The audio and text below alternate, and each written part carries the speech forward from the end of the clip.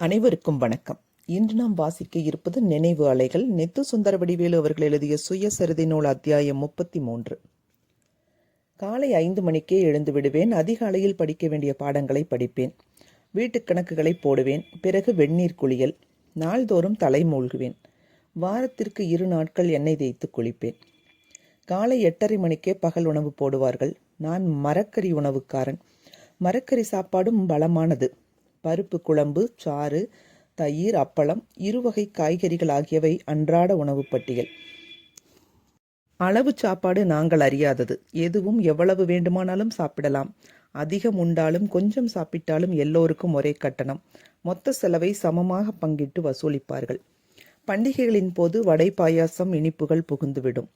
மொத்தத்தில் அவ்வளவு சுவையான பக்குவமாக சமைக்கப்பட்ட உணவை பிற்காலத்தில் சில போதே உண்டேன் என்றால் அது மிகையல்ல. குறிப்பாக அன்றைய விக்டோரியா விடுதியில் மாதவராவுகள் செய்து போட்ட மரக்கறி குருமாவைப் போல் பின்னர் சாப்பிட்டதில்லை. நேரில் கறந்து வாங்கி சிவக்க காய்ச்சி அளவோடு உரை குத்திய பசுந்தயிரை 5 ஆண்டு காலம் உண்டோம். அதற்கு இணை அதுவே. அதுவும் வேண்டிய மட்டும் கிடைத்தது. நடுப்பகல் அளவு கட்டுப்பாடு இல்லாமல் நல்ல சிற்றுண்டியும் காப்பியும் கொடுப்பார்கள். வாரத்திற்கு 2 நாட்கள் இனிப்பும் கிடைக்கும். இரவு சாப்பாட்டில் பருப்பு இராது, துவையல் உண்டு. இரவில் தயிருக்கு பதில் மோரை பரிமாறுவார்கள். இவ்வளவு நல்ல சாப்பாட்டிற்கு மாதம் எவ்வளவு கொடுத்தோம்? விக்டோரியா மாணவர் விடுதியில் 2 வேளை சாப்பாடு, 1 வேளை சிற்றுண்டிக்கு 17-18 ரூபாய்கள் ஆகும். பண்டிகை விருந்து இருப்பின் 2 ரூபாய் கூடுதலாகும். வாடகை 6 ரூபாய், சிப்பந்தி செலவு, மின்கட்டணம் ஆகியவை மாதம் 8 ரூபாய். மொத்தத்தில் மாதத்திற்கு 32-33 ரூபாய்கள் செலவாகும். இதை தவிர கைச்செலவிற்கு 10 ரூபாய்கள்.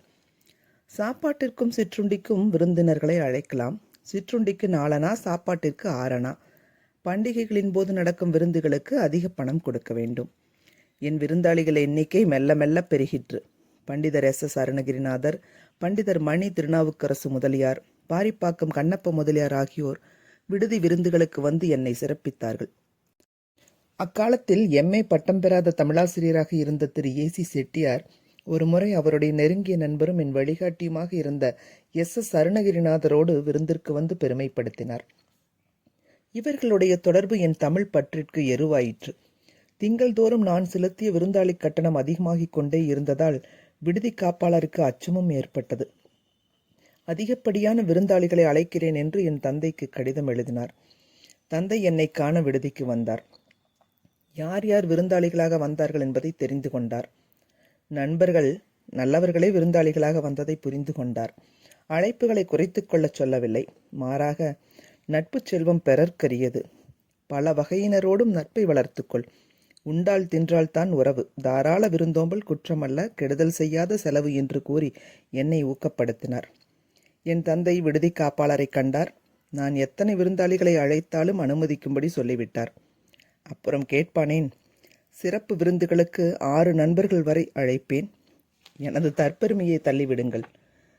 தொடர்வோம். அலைகள் ஓய்வதில்லை.